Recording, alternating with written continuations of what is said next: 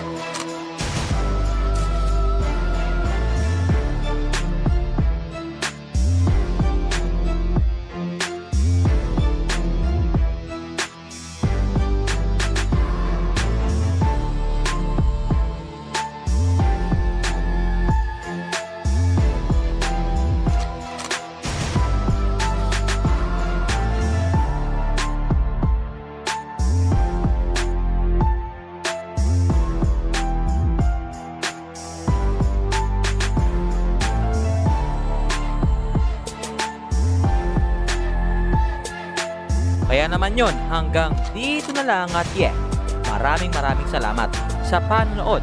And once again, this is Bob GameStyle TV saying, bye-bye!